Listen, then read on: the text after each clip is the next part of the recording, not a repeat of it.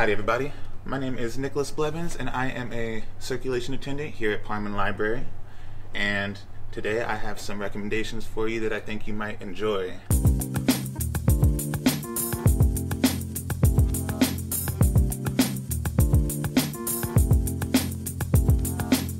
Go ahead and start off with Calypso by David Sedaris. If you are a David Sedaris fan, you might know the name. He is a memoirist, essentially, a humorist, and he is fantastic.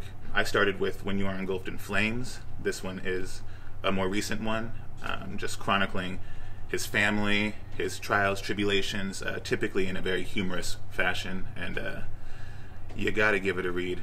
It's fantastic. Now, if you read through it and you find that he's a bit too acerbic for you, you might like David Rakoff, a different David. This is one of his memoirs, also humorous, just kind of details his travails through his life.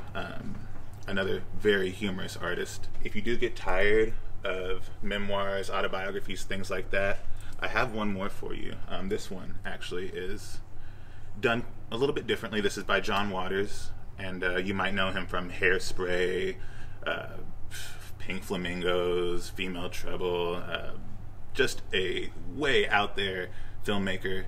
Well, this is his take on an autobiography, which he did, look at that mustache, which he did by, instead of just giving you anecdotes about himself, how he did it was that he interviewed the people that shaped his whole identity.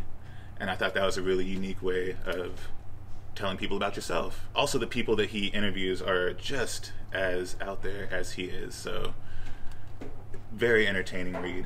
If you are looking to get a little bit of context on these times that we live in, these just wacky times, The Psychopath Test by Jon Ronson might give a little edification there.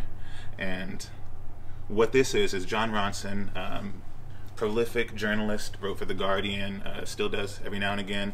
He, in the kind of same vein as Hunter S. Thompson, will embed himself with some really colorful folks, and in this particular tome it's psychopaths, and so he'll tell you how you can identify psychopaths, how you can navigate in a world that is largely run, for better or worse, by psychopaths, and what to make of it, essentially. And it is a fascinating read. If you're not so much into nonfiction, there's also some excellent fiction reads. This one made me who I am today. It is an incredible book, Kafka on the Shore by Haruki Murakami. This one is fiction. It is magic realism. So it's the same world as you see around you, kind of abides by the same earth rules, except for things are a little bit askew, just slightly off. In this case, things can get way off, and fun to just go along for the ride there. Haruki Murakami, excellent author. So now this next one kind of peeled my brain back a little bit, blew my mind, straight out my ears. It's The Three-Body Problem by Cixin Liu, a Chinese author. Fantastic book. It's about alien contact, and then eventually trying to ward off those aliens. But I don't want to spoil too much. It is hard science if you care about that, versus like the magic lightsabers type of thing. Like, everything kind of has an explanation in this book, and even though it goes like 20,000 years into the future, ultimately it's still mired in kind of like today's technology for reasons that are explained in the book. It is absolutely just an astonishing book, amazing characters. Since it is a Chinese author, the American characters in the book, they don't talk like any American you've ever met. Is amazing. Wonderful book. This next item is a favorite of mine. If you got like 45 minutes and you want to read a book in that time, I would recommend Fox 8 by George Saunders. The reason I recommend it is because the voice that he gives, it's a fable, right? And so it's told through the eyes of the fox, and the fox kind of talks like they talk like a kid on the internet. And if you want to know what that means, read the book. It's, like I said, you can read it in 30 minutes if you're quick, 15 minutes if you're super quick. Great book. George Saunders' other books, He has a fantastic, very distinct voice. You'll love his items. And speaking of distinct voice, you might recognize this one. We have a beautiful edition of it here at the library, The Princess Bride. S. Morgenstern's classic tale, True Love and High Adventure. It is more meta than I realized, as S. Morgenstern isn't even the actual author, it's William Golding. And who knew, right? Also did, Butch Cassidy and the Sundance Kid? Just super dynamic author. But yeah, look at this. Look at this. We have this here. And it could be yours too, for 3 weeks at a time. And excellent book. Excellent book. It's even got pictures in it too, if you're about that. I would be remiss if I didn't mention that winter is coming. We have it. We have all of it.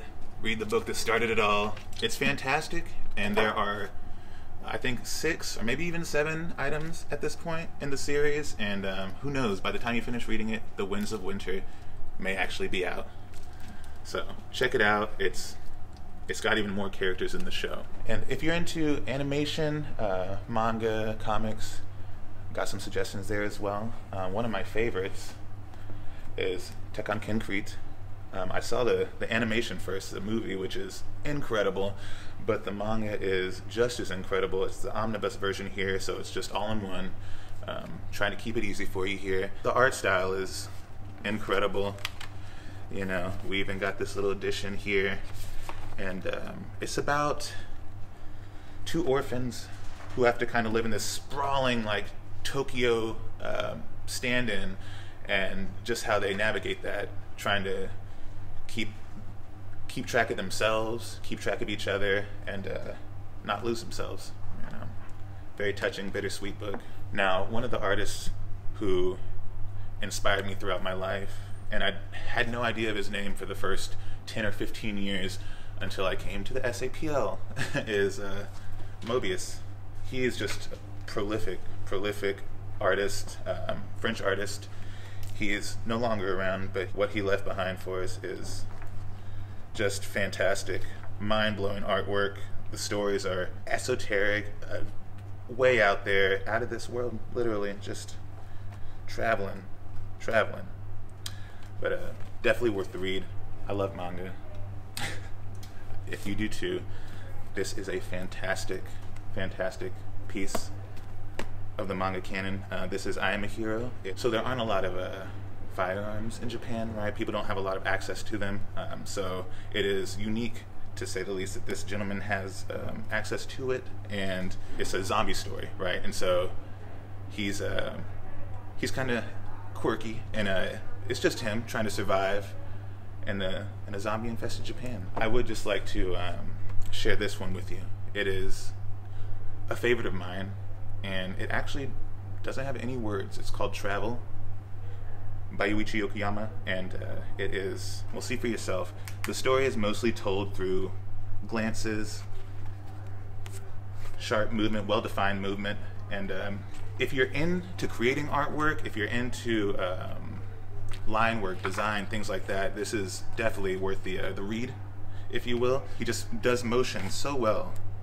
It's fantastic. It's a masterclass in design and art, and I think you'll get a lot out of it if you check it out.